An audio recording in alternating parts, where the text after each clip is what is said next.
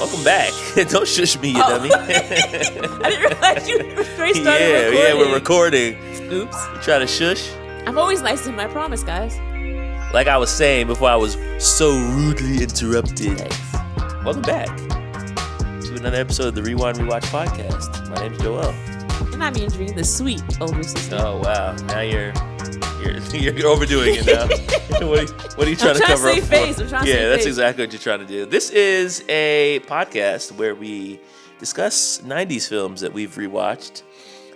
We do not watch the film together, nor do we discuss it before the podcast begins. Mm-hmm. So this is a real live reaction as we discuss what we saw, what we liked or didn't like, what aged well.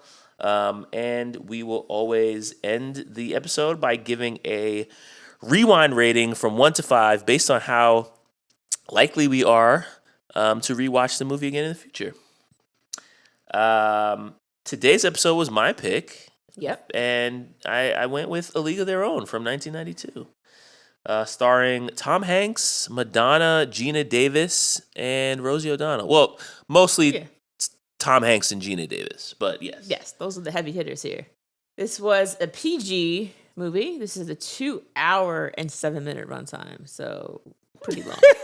And Andrene always says 2 hour. It's and pretty Andrene long. always says 2 hour movie like she's being forced to rewatch it again. Because when it's 2 hours, like when I go in, I have my computer ready, I'm getting ready to take my notes. I pull up the movie on my Roku, and before I hit play, I look to see how long it is. And when I see that 2 hour mark, I'm like, I have to mentally prepare myself to get ready. Buckle up. Strap in. You're going to be here for a while. This was requested by, this is a back-to-back Lucky Duck. Thwip Stickers. Oh, Lucky Duck. Shout out to Thwip Stickers. So before we get too much further into it, I will allow you to give your 1 sentence summary, summarizing A League of Their Own. Okay. This movie is a comedy covering the All-American Girls Professional Baseball League in their efforts to provide entertainment to the U.S. while the men are away at war. Yep. So this movie basically starts in modern times, which of course is the 90s when it came out. And we get like a quick look into the life of one character named Dottie as she's getting ready to reunite with these girls that she played baseball with. Mm-hmm. And then the rest of the film is basically this flashback to them getting together and playing baseball together back in the 40s during World War II. So before we get into all of the ins and outs, what is your memory of this movie before rewatching it for the pod? So I have definitely seen this movie, but not that many times. I want to say this is my third watch, maybe second. I mean, I feel like I've watched it with our parents at some point. Maybe. Sounds right. I feel like it was just something that like you would throw on, a Friday night blockbuster movie night, Oh, this is definitely a blockbuster movie. Yeah. 100%. This would be like mom's pick. Like, oh, this looks nice. And so I've definitely seen it. I know that it's a classic, probably for a reason, going into it. And no crying in baseball. Yes. If nothing else. Yes, I knew that quote. That's the one thing that stood the test of time. You know what's funny? So I didn't remember a lot about the details about how they got there. I didn't even remember that Dottie had a sister named Kit. I didn't remember any of that. But I did remember that Tom Hanks' character, Jimmy, was what Jamaicans would call an old cruff. Like, he was a drunk already. Yes. I remember that he was an alcoholic who basically didn't do anything to help the girls' team. Like that, I remember that going into the film. At first, yes. He comes around. Yes. But that's what I recall is like girls' baseball team, Tom Hanks is trash in this film. Yeah, that's it. And that's about it. Nah, he was trash. And it's funny because a few weeks ago we did Cool Runnings, and there's a similar kind of trope of like the former star athlete who's down on his luck, making basically wasting his life away, and he finds new purpose as a coach, and he's inspired to basically get his life together by helping out this next group of athletes. Right. So the John Candy role in Cool Runnings is kind of what he's doing in this movie, and we soon find out that his name was Jimmy Dugan. He was like an all-star baseball player who basically blew his career by basically drinking himself out of the league. Got an opportunity to coach at one point prior to this, and he blew it by like he was like selling the items from the team or something. Or Probably to get more alcohol. He was like pawning off property from the team and using it to drink. So, this guy is like a former star who's kind of a hot mess. He's a disaster. But before we meet him, we meet Dottie and Kit. And so like a big part of this story is this sibling rivalry. And well, I wanted to ask you about this. Yeah, I wanted to ask you about this too. Because, well, I'll let you ask your question first, maybe. So when I'm watching the interaction, basically you have this back and forth where Dottie is often giving advice to Kit on how to swing because she knows that Kit always swings for the high balls and she can never hit it. And so throughout the film, it's a recurring theme where she's like, don't swing for the high ones. And like, she's like basically calling her a nag, like, leave me alone. Like, I could do it. And of course she swings for them and she strikes out. And Dottie's like, and it's way outside the strike zone. Like, so then it's you. like, girl, like, just look at it and you can tell that it's high, but she can't help herself. Right. So Kit always feels like she's living in Dottie's shadow. Dottie is the better baseball player by a long shot. She even says that at some point that when their dad introduces them, they say, this is Dottie, and they say, this is Dottie's sister, which is like... which is crazy. Yikes. Which is absolutely insane. And also, she's the cute one.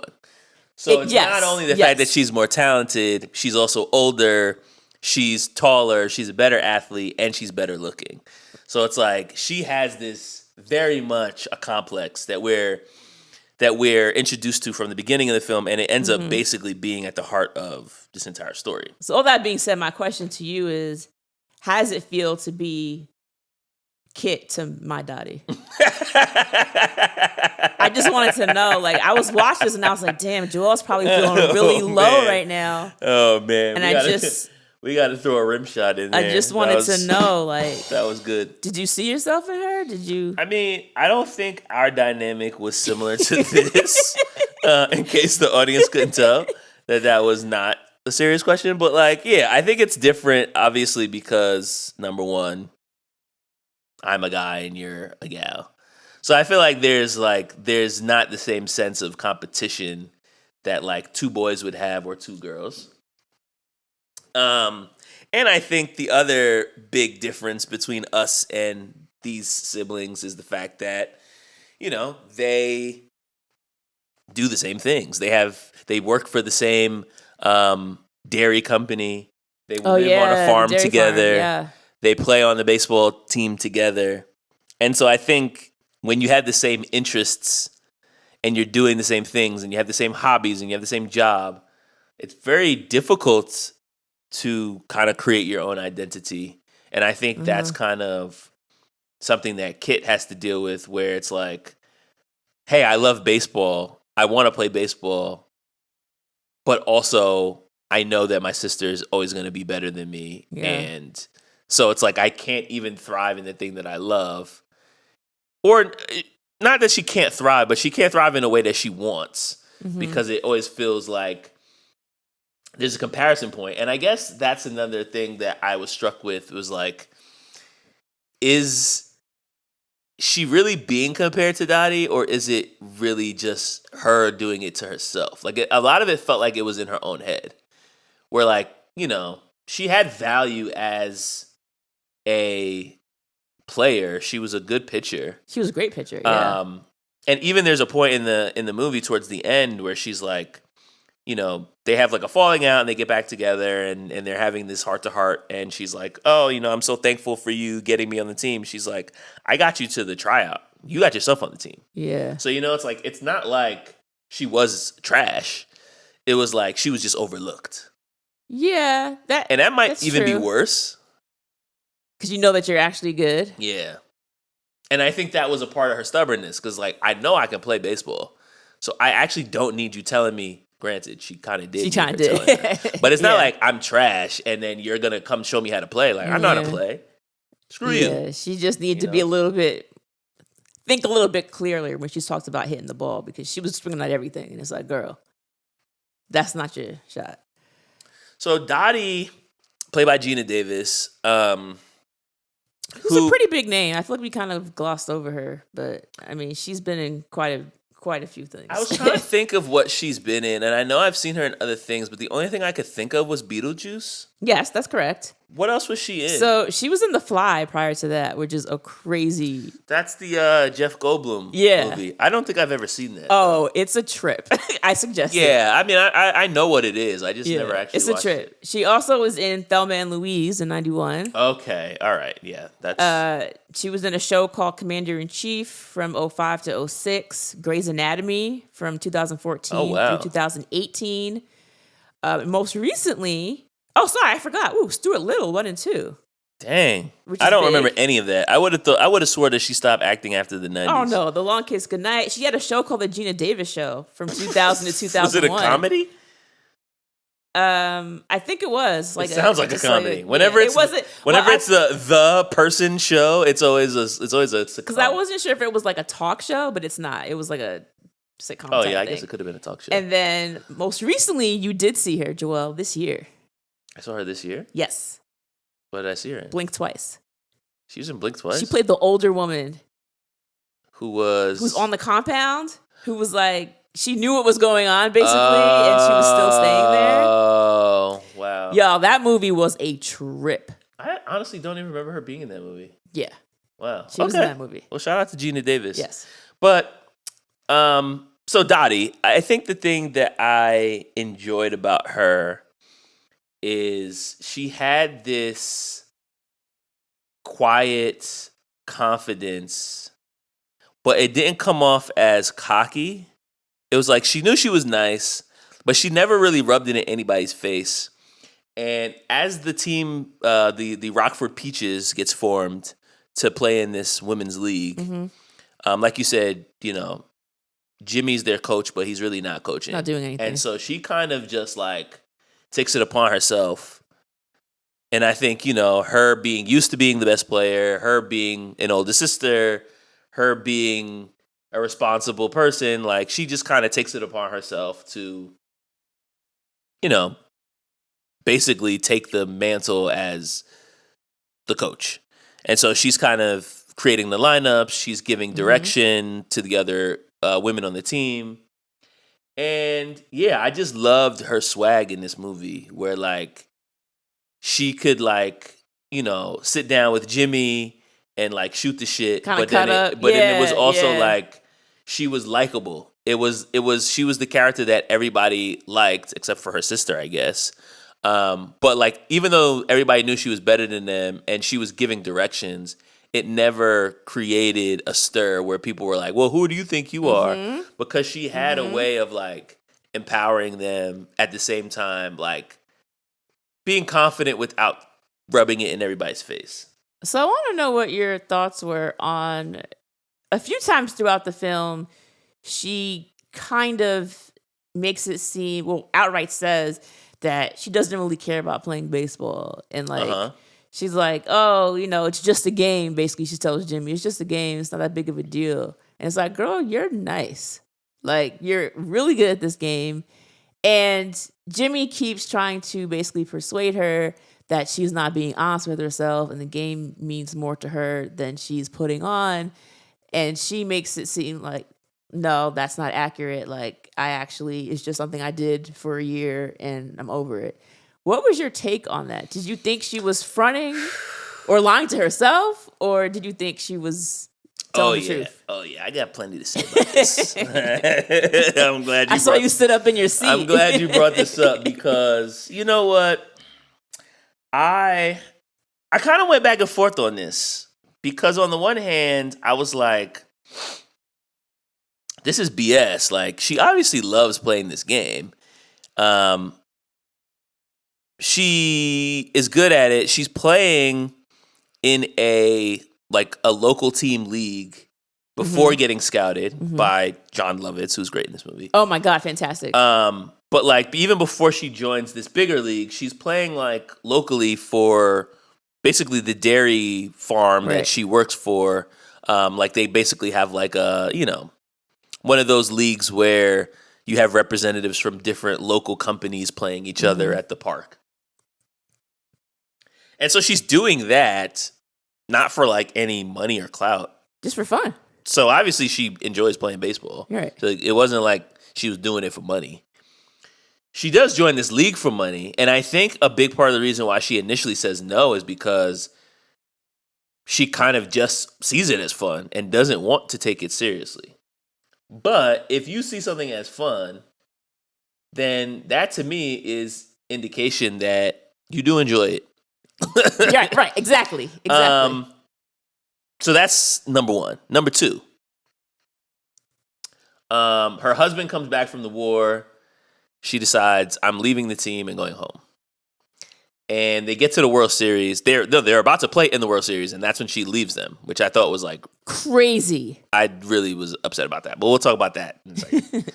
So she leaves. They get to Game 7, and she shows back up to play in the Game 7. So it's like, oh, we were on the way back, and then we basically turned around midway and drove back, and we just made it back here for the final game.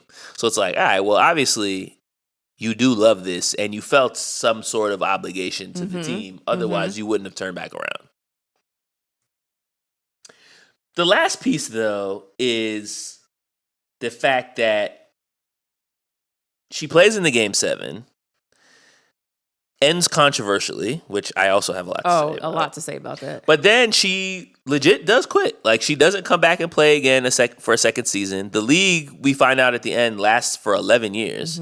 She only played the first year, and then she went back to just be a wife and a mother.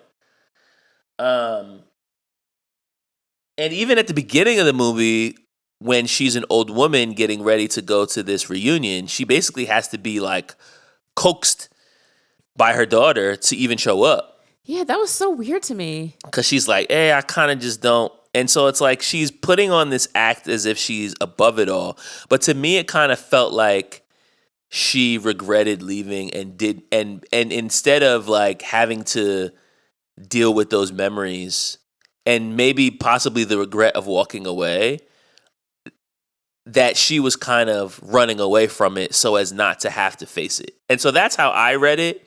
I didn't read it as like, oh, she really just doesn't love baseball and she walked away from it. I read it as like, she actually does love this. A part of her regrets walking away, and she has avoided this instead of having to face that or even admit it to herself. Yeah, because like you said, even when her daughter was trying to get her to go, her daughter throws her baseball mitt her bag, and she's like, I'm not going to need that. And she's like, Mom, take it. Like, what are we even talking about? Like, like you love this game.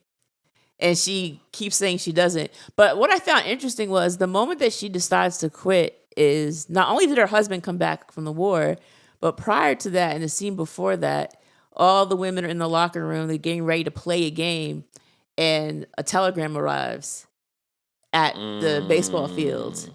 And first of all, this guy delivering the telegram was mad insensitive. He comes in and he's like, oh, I hate having to give these out. He's like, imagine having to hear your husband's dead by telegram. I'm like, who is this person? Yeah, he came in the locker room super crazy. Crazy. Let's see. Boy, I hate these. These are the worst. Least the Army could do is send someone personally. Tell your husband's dead. Darn, I had the name right here. Well, now I gotta go back and get this straightened out. Sorry. Even if that's how you felt, You don't say it to a room full of women, some of whom at least one of whom's husband has just died. Like it was insane. And then he couldn't figure out which women it belonged to because the list was all messed up. And he's like, I guess I'll come back tomorrow. And Jimmy's like, no, give me the telegram now. And he's like, I'm not sure who it belongs to. He's like, I'll just read the telegram.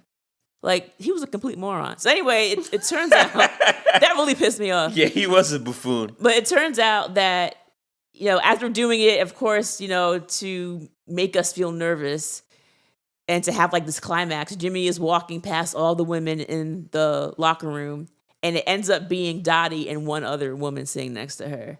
And it ends up going to the woman next to her, and she finds out her husband is dead. And it's like, bro, I can't even imagine what that would feel like. And in that moment, later on that night, they show Dottie back in her room, and she just bursts into tears because it's like, bro, that easily could have been me. And also, like, who's to say I won't get a telegram tomorrow or the day after that or after that? Right. Yeah. So I think she was ready in this place that it's like, I just want him to be okay. And then when it turns out that he is okay, she's like, screw the game. I'm going to go home and be a wife and have a family because this is what's important to me. Not to say that baseball is not also important, but I think in that moment, it was like, my husband, who I thought was dead, is actually alive and here. I'm going home with my husband, which I get. Yeah, I didn't think about it that way, but that actually makes a lot of sense. Because you got to also think that maybe her even deciding to go, number one, she had to be like coerced, where the guy was like, yo, we're going to give you $75 a week. And she's like, all right. That's mad money. Like, that was the only reason she really was even showing up in the first place. 1943? Like, that's mad money. But I also feel like it probably served as a bit of a distraction from the fact that her husband's at war. But then it's like, well, now he's back. Like, I don't need the distraction.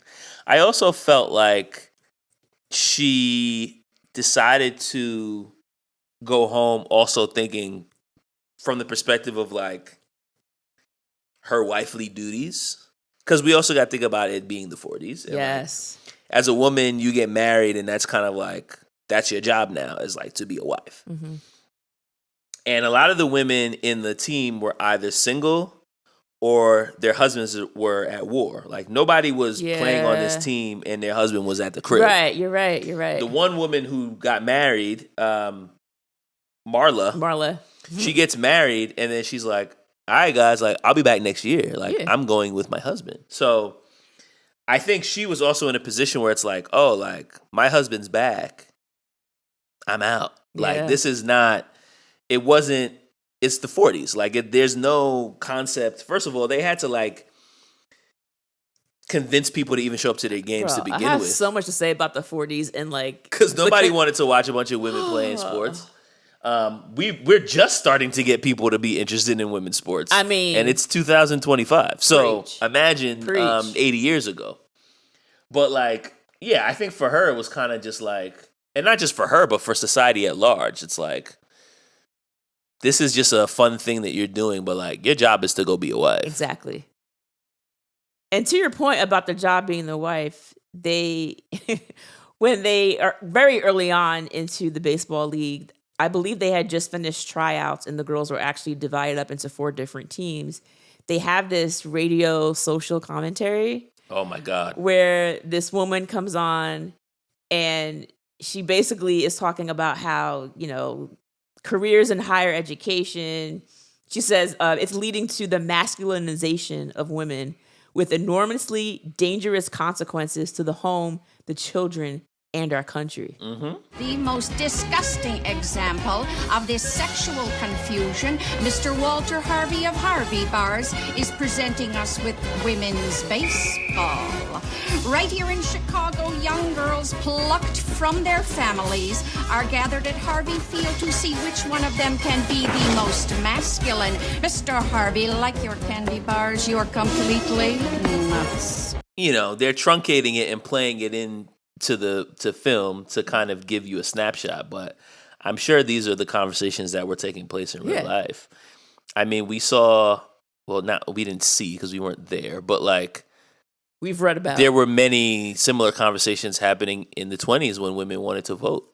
Yeah. Where it's like, yo, like, what do you think this is? Like, this is, men are supposed to be doing the hard thinking. You're supposed to just worry about being a homemaker. So like, don't worry about politics. Like, this is not your place. And in some countries, wanting to learn how to read. Right. Yeah, exactly. And so, yeah, like this movie is definitely a lot about the film has to do with like gender roles. And actually that leads me to Madonna's character, May, who I want to talk about, because we meet Madonna and Rosie O'Donnell play these two New Yorkers named Doris and May. And they know each other from back home. They play baseball together, and they both show up to the trial together. And they also just so happen to make the Rockford Peaches along with Kit and Dottie. And we find out that May was like a dancer at a club, and she's kind of a little bit more sexually free, I guess you might say. Liberated, baby. And her character, when they show up and they're kind of being made a mockery of the first couple games, people are kind of just like catcalling at them, making jokes about really like, gross. Oh, look at these girls. They think they could play baseball. This is such a joke. And like the league is kind of a circus to begin with. And where a lot of the women are offended, May is kind of like playing into it. She leans in, yeah. She's kind of like, oh, like if they want a show, like I'm going to give them a show. These guys want to show up to catcall and think that we're cute.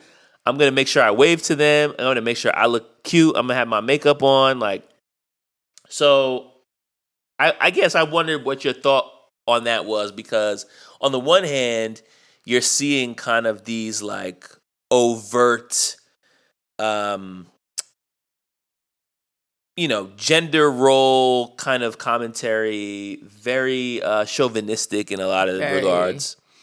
And a lot of the women are offended by it. But then you also have a character like May who's like, I'm going to take this and use it to my advantage. Like, what was your read on her character? I think including her was smart because it goes to show that not all women are the same.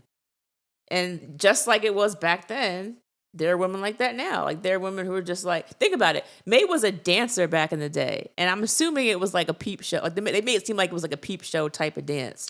Well, she said at one point when they thought the league was going to fold, she has this very melodramatic short speech about, what am I supposed to do now? I can't just go back home.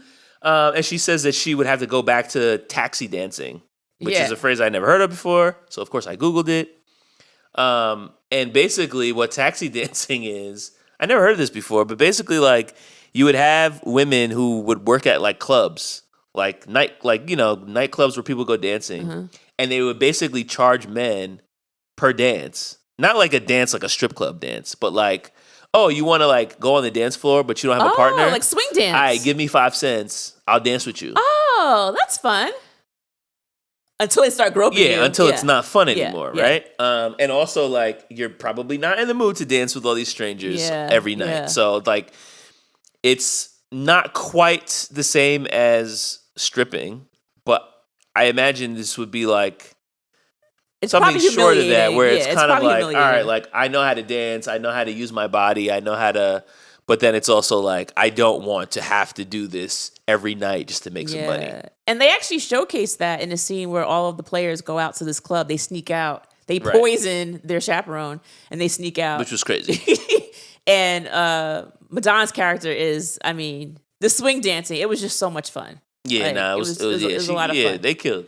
So that actually makes sense. But yeah, I think it just goes to show, like you said, there's different types of women out there. And like not everyone is going to be so prissy and buttoned up. And again, to your point, there's one part of the film where they're trying to get more butts in the seat. And she's like, hey, Jimmy, I got an idea. At one point, we could be playing the game and I could just have it. At one point, my shirt can just bust open and I can just show my bosom. Show my bosoms. Bosoms is such an older word. Like, no one says bosom anymore. Bring bosom back. Yeah. Hashtag. Make bosoms great again. Hashtag bring bosoms back. So, yeah, I think she just was like, again, I've done stuff maybe similar for money before. And, like, honestly, these guys can't touch me.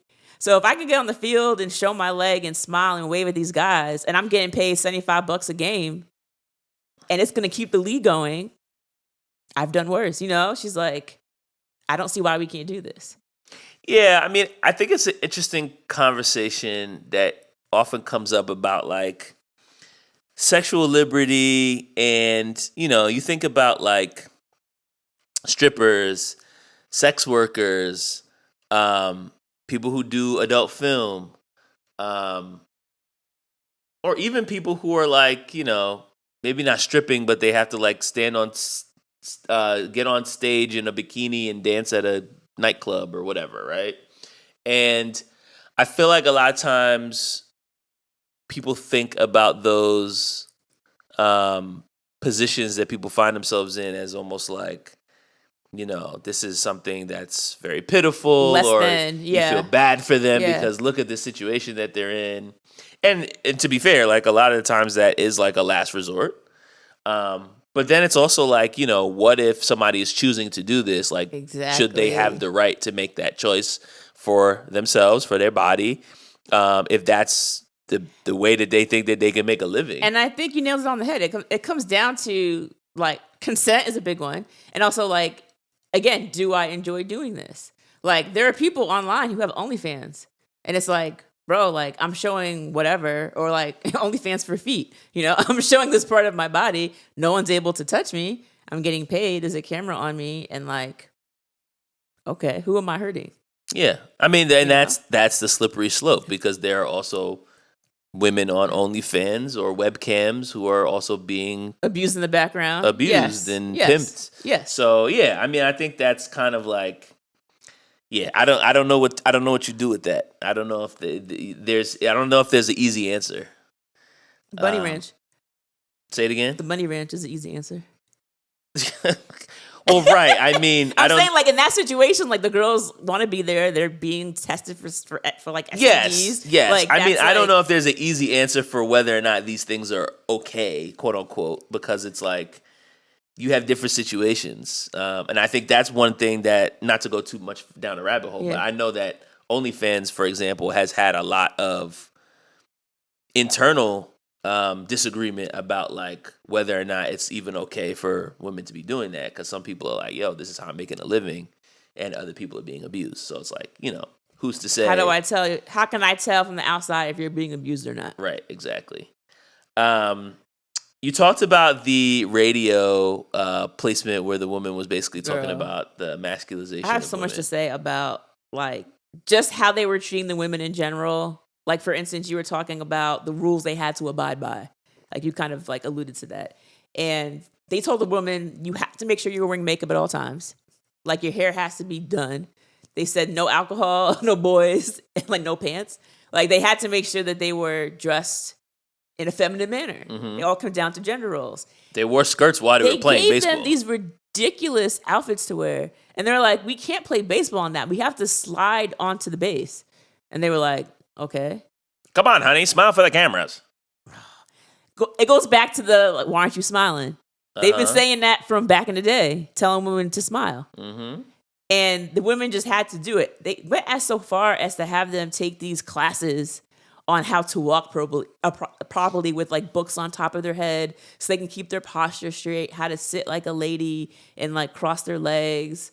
How to groom, how to dance, how to... And they kept getting it on Marla, because Marla was supposed to be like the woman who's not conventionally attractive. And they go so far as like, there's one point where the comedian's character, John Lovitz character, the recruit. Yeah. So he plays a baseball scout. Yeah. He's going like city to city and he's trying to find women who might be good. His name was Ernie Capadino.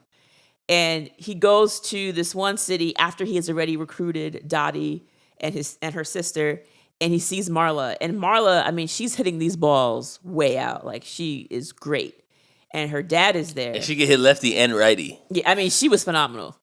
But then she gets close enough, and then he sees her, and he's like, ooh. And he basically like, that's basically what he did. And he basically like compares her to like a man. Like, she looks like a man. And then the father has this whole scene where he's like apologizing to him for the way his daughter looks. Mm-hmm. It was very gross. And then he's like, oh, it's not her fault. Her mother died when she was young, and I basically raised her like a boy. And I'm like, but that doesn't affect how her face looks. Yes, and I get, yes, she was wearing. She didn't have any femininity about her. Yes, I get it. But it was kind of just like, okay, I don't know why. And he's like, yo, I can't work with this. Like, my whole thing is like, I'm supposed to get girls who can play, but I'm also need to get girls that will sell tickets. And like, nobody's going to come to the game to look at this girl. So that was his whole thing. And he's literally going to leave without taking her on the team, even though she's a really good player. And I think the dad gives that like sad don't sorrow blame her. speech. Yeah, don't blame her. He's it's like, my fault. fine, all right, I guess I'll just let her join bring the her team. wrong. And so when they have this class and they're going through, after they have the class, the women are supposed to, of course, do their makeup, do their hair. And this teacher is going woman by woman and basically telling them what's wrong with them. And, for you, make sure you trim your eyebrows. For you, your hair needs to be curled. And then a few women got a pass, like, okay, you look good, you look good. And then when she went to Marla, she basically says, maybe you should play night games. I was like, that's the advice? It's to play night games? Play night games. Like, listen, girl. It was so much. I was like, okay. They said, listen, girl. Don't nobody want to look at you. All right. Even there's a part in the movie that I really enjoyed when they were basically like showing like these, like the little ads that they would play like at the Nickelodeon movie where you would like get little updates on the war, and here's what's going on. Here's Joe DiMaggio here, and he's hanging up his baseball cleats to join the efforts. And so voice.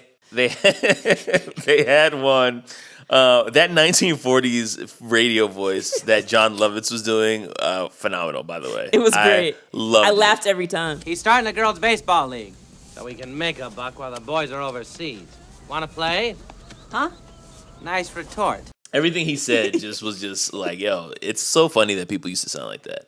But they have this Nickelodeon ad where they're basically like, meet the Rockford Peaches, and they're introducing all these different players on the team, and he talks about Dottie. She's a real star, but don't look too hard, boys. She's married. They have Betty Spaghetti who crochets. Right, exactly. And she cooks. What a looker. And then when they finally show Marla, she's like all the way out in the outfield. They don't even let her get close to the camera. And they're like, and we've got Marla, whatever her last name is. She can really hit the ball. That's all they say. I did catch that. That was so funny to me. But you know what I did like about that? Like, for all their teasing and for all their stuff about Marla was the one that got married. Yeah, that's She right. went out to the club, got herself a little man. They danced all night. She was singing to him. She sang, yep, and they got married. So you know what? She found herself a man after all that. So good for Marla. She was drunk with love. Yeah, so shout out to Marla, man. Yeah. Sorry. We were talking about like trying to get butts in the seat, right? And they also did a kind of a Cool Runnings kissing. What they did was they told people to come to the game because they were like, oh, if anybody catches a foul ball, you get a kiss. Oh, right, yeah. This is what we're doing at baseball games. Butts and seats, baby. People are doing that. And then this is the part where it starts to get very like, to me, it felt like And One mixtapes for baseball. Remember And One mixtapes? Do I remember And One mixtapes? Are you asking me that? Are you seriously asking me if I remember And One mixtapes? Oh, baby! For those who don't know, what's an And One mixtape? What is it? Oh, my God. In one sentence. So And One was basically a sneaker company that would go on these tours where they would get basically do street ball tournaments, and they would basically go city to city, and if you were like nice enough, they would basically just have you join the tour. So some guys who were basically unknown outside of their city basically ended up like joining this N1 street tour. They would go worldwide. They'd play different guys' street ball tournaments. some guys were high flyers where they could jump and dunk. Other guys were more ball handlers. But then it ended up being like televised where it got on like ESPN.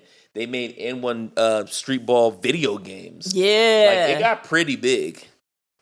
But this is like early 2000s.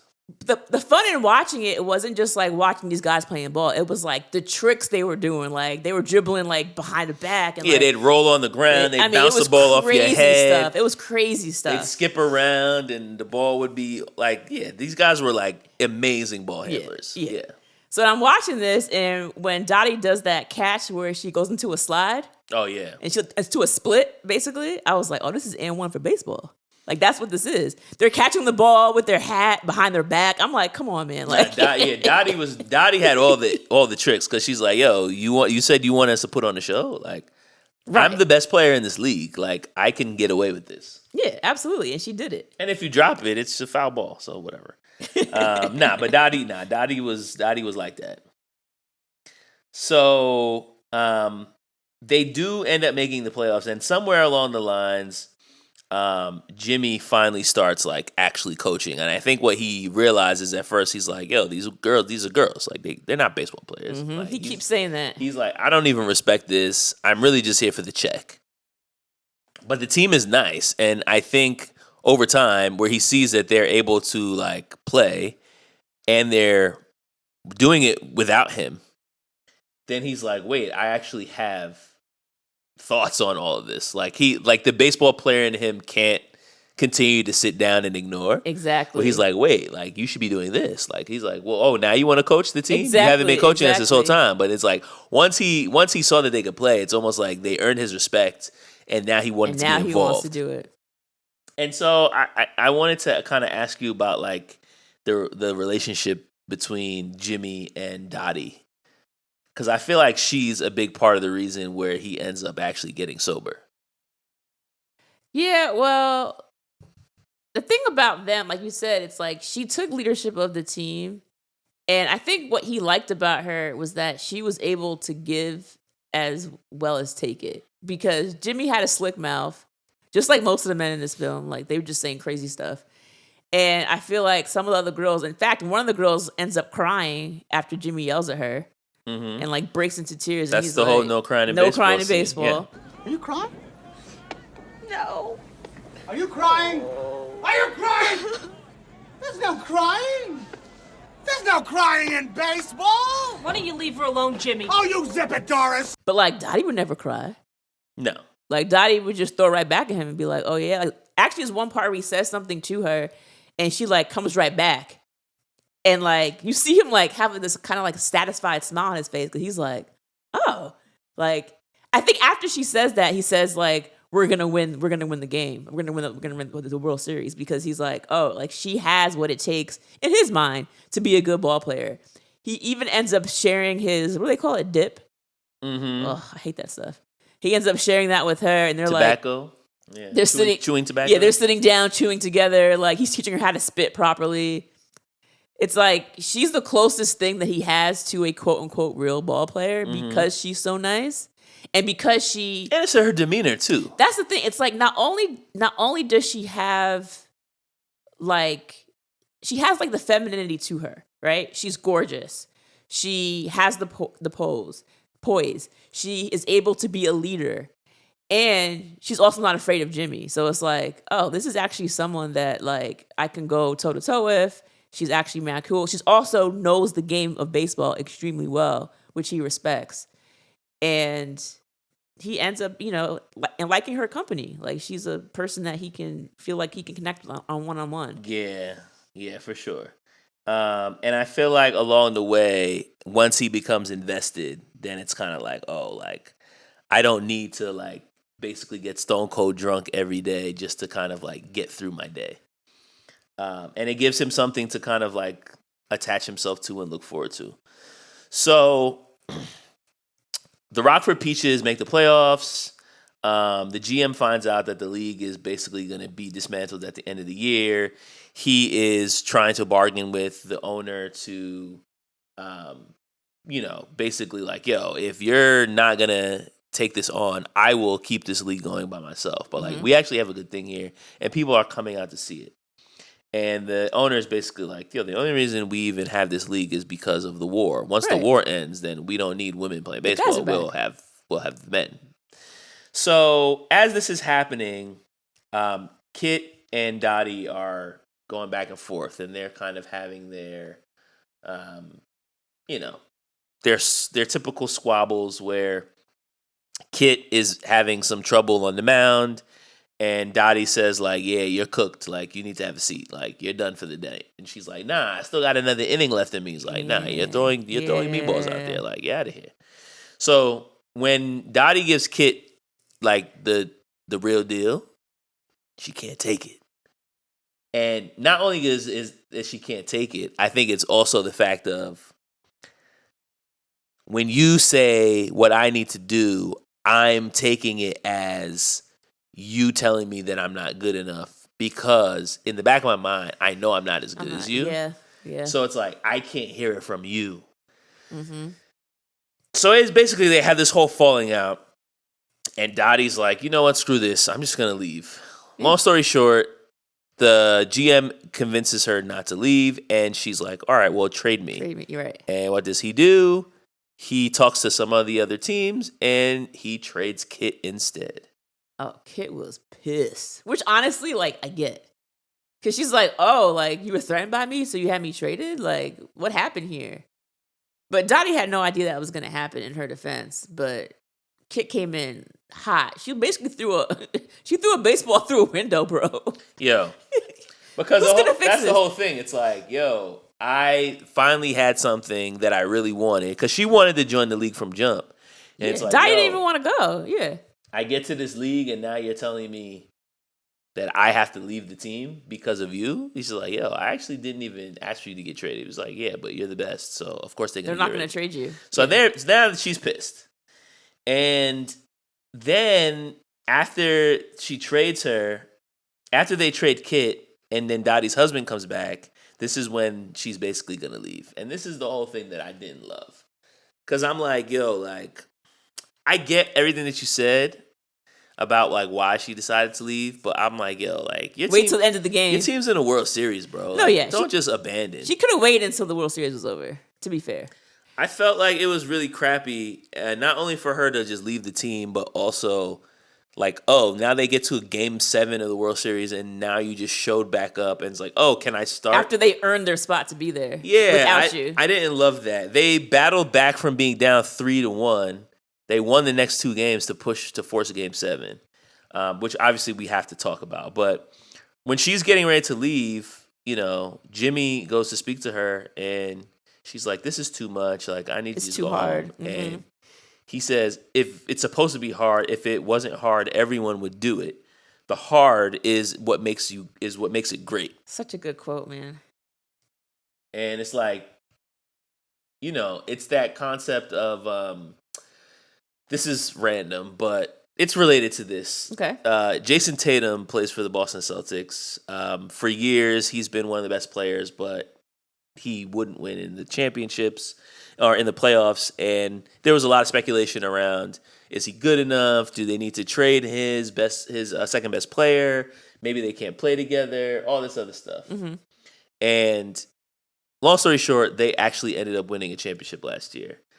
And at one point, I don't know if it was this season or last season, his coach was being asked about some of the pressure that he gets from the media.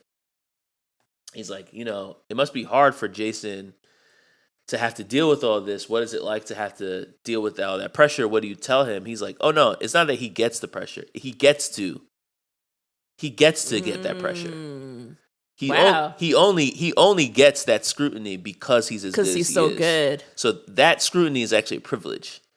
Wow. And I was like, oh, like I never thought about it that way, but like, that's interesting. It's actually a really good point. And I think that's kind of similar to what Jimmy is telling Dottie here. It's like, yeah, like you're the best player on the team. Like, of course it's going to feel hard, but it's supposed to be hard. And that's actually what makes it great, is the fact that you're able to withstand it. And then when you do win, you feel better about it. Better, yeah. So Yeah, I mean, I think it's just a different way to think about it, where it's like, oh, I get all these people are putting all this pressure on me, and they expect me to win, and they want me to do this, that, and the third. But it's like, like that pressure is a privilege, You know what I was thinking about on a much smaller scale, of course, but it's like in any job, right? It's like you first start you're in the bottom of the barrel. No one's really holding you that accountable. You don't have that many tasks. You're just kind of plodding along. Yeah, you're just a guy. And then you start doing really well and you get promoted. And now you got people beneath you. Mm-hmm. And now you start getting extra tasks. Mm-hmm. And now you start getting things from the top and from the side. And you have to make sure the people underneath you are doing their jobs. Yeah. And so now the job is getting much harder. And now when you're like, if you take leave or go on vacation, you come back, like your emails are crazy. Your desk is crazy. Mm-hmm. But it's like, it's because you have this position that gives you all these other little things you have to do. If you were the bottom of the barrel person, that's entry level. Nobody really cares when you're gone. Yeah, you take leave and it's just like, just let us know when you're back. But have fun. That's what I'm thinking about. It's like on a much smaller scale, just dealing with like everyday people like our listeners. It's like, at your job, the better you do, the more tasks you have to do. It's going to be harder, but I mean, you're getting paid more to do it. So that's fair. There is that. I mean, and Jason Tatum's getting paid way more than both of us. So shout out to that salary. So let's talk about this game 7. Let's just talk about it, because of course they end up playing Kit's team, the team that she was traded to. And it's game 7. Dottie's back. It's Dottie versus Kit for all the marbles. Mm-hmm. Top of the 9th inning. So just to clarify, Dottie is playing catcher, and Kit is up to bat. And so before Kit even... Well, before that, right, in the top of the 9th, the Peaches were losing, and Dottie goes up to bat against Kit. Yeah. And Kit tries to strike her out, and she basically hits like an RBI double, sends 2 runners home, and the Peaches take the lead. Wait, what's RBI? RBI is runs batted in. So it basically means I hit the ball and somebody else comes home. Got it. Clearly, I don't watch baseball, folks. So basically, they were losing the game 1-0, and 2 runs score. So now they're winning 2-1. Okay. All right. So now it's the bottom of the 9th, and they get 2 outs. Of course, they has to be down to the last one. And Kit has to come up to bat, and she's the last out. And Dottie goes up to the pitcher, and she's like, yo, just throw him high. She can't hit him. She can't hit him, and she's going to chase it every time. Every time. High ball, strike 1. High ball, strike 2. Mm-hmm. High ball, she gets the hit. She connects. And it's a good hit. Yeah. I mean, it's way into up outfield. Against the wall. Yeah, it's way out there. So the tying run comes home because there was a woman on base. Mm-hmm. And now Dottie's like, screw it. I mean, Kit is like, I'm just going to run for it. I'm going to go for the inside the park home run. I'm just going to round the bases and try to. And she comes around home. The ball comes flying into Dottie. She catches the ball and is blocking home plate. And they basically have a big collision at home plate. If she holds on to the ball, Kit's out. She falls on the ground. The ball drops out of her hand. Kit scores. The Peaches lose. Now you're frowning. I am frowning because before it even happened, I'm watching this. And to be fair, I did not remember how this movie ended at all. Right. So I'm watching it and I'm like, she's going to let her sister win. Like, I already knew and I was annoyed by it. I'm like, she's going to let her win. I already know. And sure enough, that's what I think happened. Kit came in, knocked her over. And I think Kit came in with such force that it's believable that she dropped it. I actually was waiting for someone like to call her out and be like, did you drop it? And no one even questioned it. And I was like, is it just me? Like, the rest of the team was just like, oh, you tried hard enough. Yeah. Like, nobody questioned it. Yeah. But I thought like she gave it to her. I thought that too, which I didn't love. And I also felt like, dang, you're kind of letting your team down. And I was watching this with my partner, and she's kind of like, we were having this whole debate, and I'm like, she should have just let her. She should have held onto the ball and just win the game. Yeah. And like, sorry, like I'm better than you. But her losing to her sister kind of allows them to reconcile. And so the point that she was making, my partner was saying like, well, what's more important? Like her relationship with her teammates or her relationship with her sister? And I'm like, okay, that's actually a really good point, because at the end of the day, it's like if you win the World Series for a team that you're going to abandon anyway, you're not coming back next year. True. And then it's like, oh, I beat you. Their relationship's probably still at odds. She's going to continue to have this complex. It's going to carry on. And then she's going to be even more pissed in the future because she never got a chance to beat you the next year. God. Versus what happened, she finally gets one up on you. And another thing I realized, which I was thinking about as I was watching it, if you remember at the very beginning of the movie, where she has to basically be coerced by her daughter, when she's getting ready to leave, she has a conversation with her 2 grandsons. Do you remember this? I do not. So her 2 grandsons are outside playing basketball on the And she calls them over. 'Cause one's younger, and she says to the older son, she says to the older sibling, "Hey, your brother's playing with you. You know you're bigger and stronger than him, but go easy on him and let him get some on you." And then she calls the younger brother over, and she's like, "Yo, when you guys are playing together, don't let him punk you. Kill him." Yeah. So I thought about that at the end of the movie, and I'm like, oh, like she realizes that. I feel like she realized that continuing to beat her sister only made her feel bad, and like everybody loses. And I feel like she was kind of passing that advice down to her grandsons to be like, yo, just let him feel bigger about himself, even though you know you're better than him. Like, it's not going to make you feel any worse if he wins, and it's going to make him feel a lot better. And I feel like that was like the lesson that she took. I could see that. And was like, and it was almost like you almost forget about it. Because it happened at the beginning of the movie. But it's like, it's subtle. And I remember at the beginning, I'm like, why are they spending all this time with her? Just like, can we just get her back to Cooperstown? Like, what are we doing?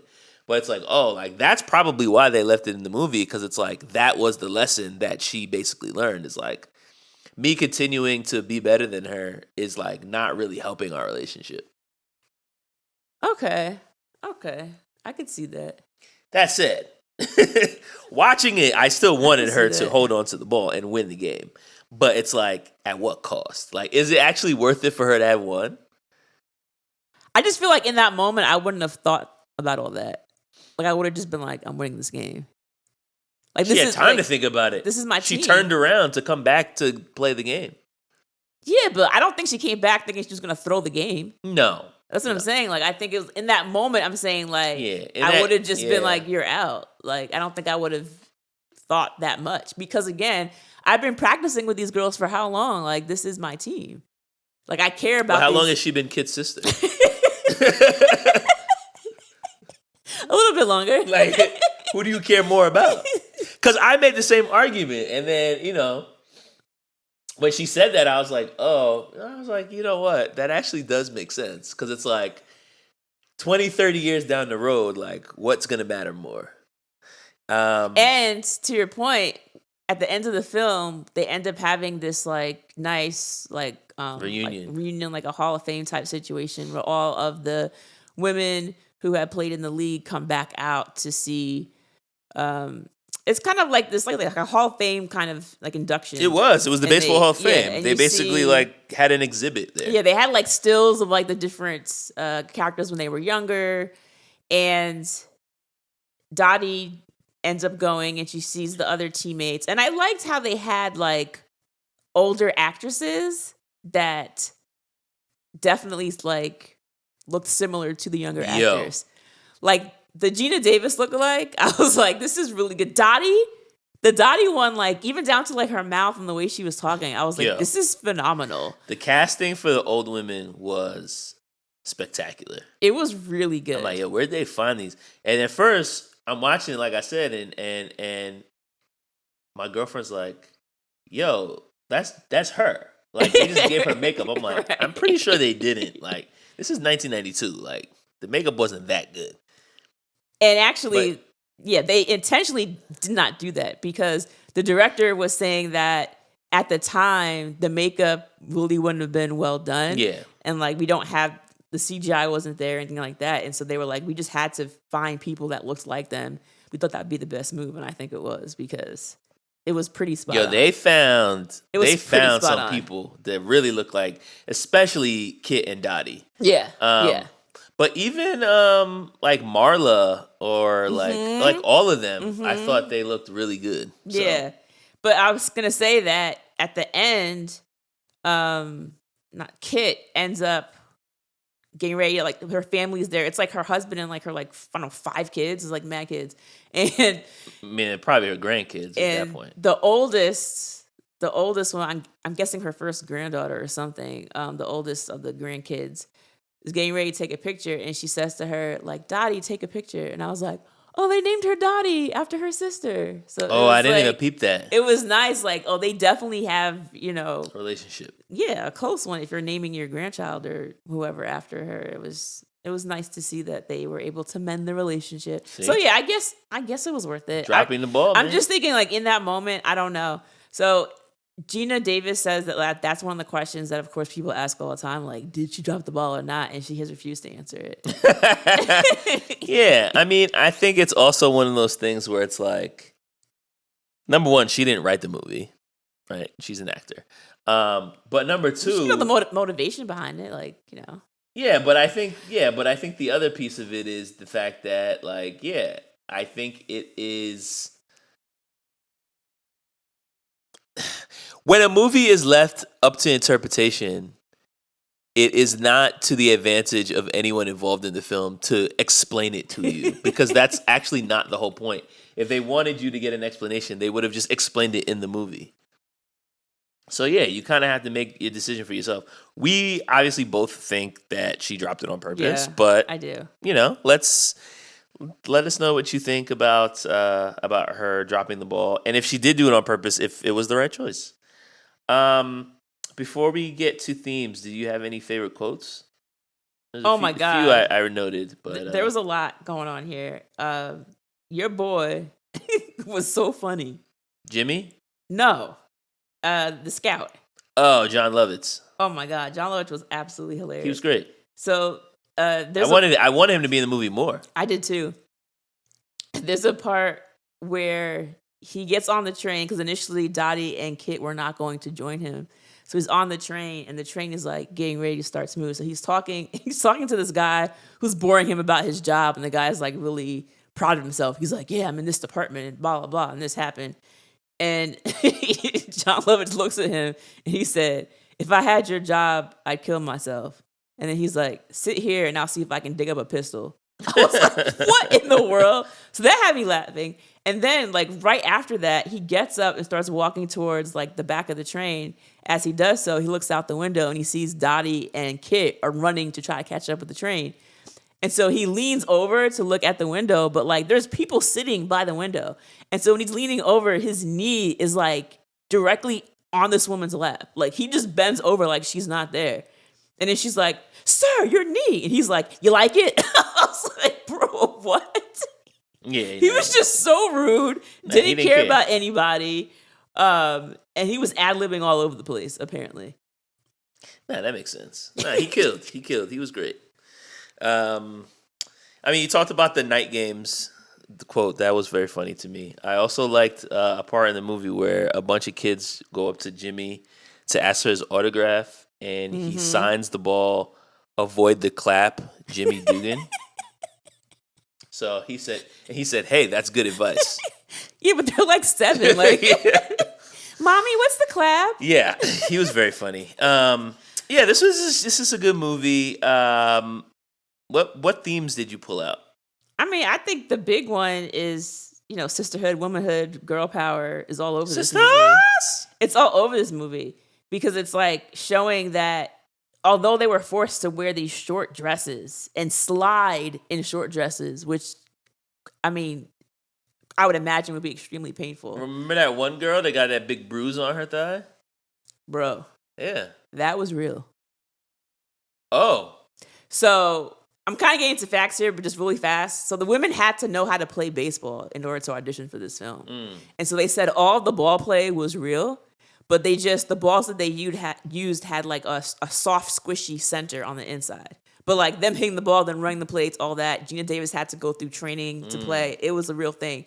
And that one actress, she slid to get a shot, and they recorded it. They were like, oh, that's great for the movie. And they recorded it. And the director said that like she's had that bruise for like 10 years. At the time of the interview, I was like, shout out to her. That's not going away. Yeah. So, hey, all that to say, it's like, I did a movie with Tom Hanks, and Yeah. I got this bruise I got on this my leg. bruise. It's not a bad story. So yeah, I feel like it goes to show that like, again, like women don't have to be one thing. You can choose to be Dottie, who like leaves that behind, leaves the workforce behind, and decides to be a stay-at-home mom, and that's okay. Or you can choose to want to play professional sports. Insert sport here. Mm-hmm. Now they're trying to do like flag football for women. Oh, I didn't know about that. Yeah. So it's like they're trying to do other sports for women, and it's like, bro, if you can do it, why not? If you want to work in the workforce, which back then was not something you wanted to do. If you wanted to go to college, it was not something that was good to do. But, why can't they do it? And I think what I really like about this film, and it's definitely part of the theme, is like, the Bechdel test? Yes. So for those of you who don't know, the Bechdel test basically says like for a film to pass this test, it has to have at least 2 women who talk to each other about something besides a man. Because let's face it, a lot of times, particularly back then with movies with women, it's always about a guy. And in this movie, like there may be some scenes talking about a woman and her husband going to war, but the movie was not about that. It was about the woman playing baseball and being able to, again, have a league of their own and make their own. And I think that's really empowering. I love that theme of just women being able to choose what they want to do and also being paid for their efforts. And despite them being made fun of and being told they couldn't do it, they still did it with a smile and with makeup on. They still did it, and they still played really well and got a lot of fans out of it.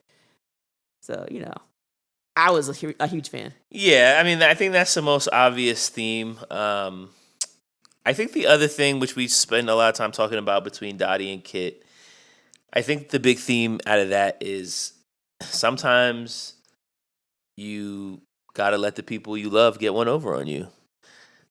Man, though that's a hard one. Even though Andrene would have said, you're out. That's hard for me to swallow. I'm not gonna lie.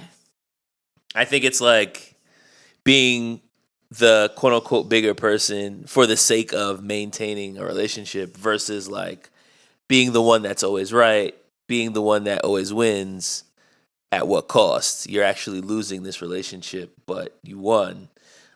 You're actually ended up losing in the end. So I think that was kind of something that Dottie learns, and that was like something that I don't think I realized as much in previous times watching this movie. But that was a theme that really jumped out at me this time. I mean, I would have missed it if you didn't tell me that right now. So see, you gotta lock in, man. But this is what happens when you listen to the Rewind Rewatch podcast. You get gems that you would not have come up with on your own. Or when you're on it, apparently. Well, yes, also. You still get gems. So, again, this movie was based on the true story of the All-American Girls Professional Baseball League that was founded during World War II. And this is the highest grossing baseball movie of all time. Really? It earned $107.5 million in the box office in 92. I wouldn't have guessed this. I would have guessed like Field of Dreams or, No. Wow. It was adopted into the Library of Congress's National Film Registry in 2012. And I mentioned, a little bit earlier about how Geena Davis had to basically go through athletic training. But while she was going through her training, her coach realized that she had a lot of natural ability. Like, again, like the split that she did, she actually did that. Now she did say in an interview, I wasn't able to pop back up like my character did. Like I had to like get lifted up afterwards, but like she could slide into a split. She was doing all these things, and because of that, she took up archery at 41, and that led her to the 1999 Olympic trials, where she fell just short of qualifying for the Olympic team.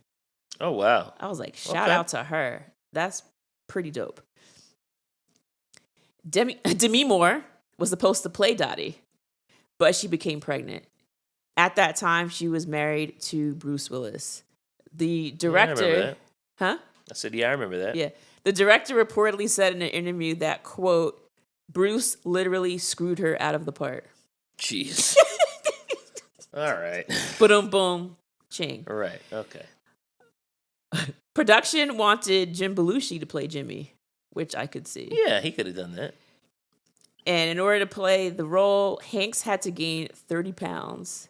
He told Entertainment Tonight that he, quote, had barbecued pork ribs and enjoyed the desserts of America in order to gain the weight. That's funny. I mean, that's an odd choice because I don't feel like he seemed overweight to me watching him. He was also... I guess he was very... In the 90s. Think about Big or like how... Well, that's kind of 80s, but...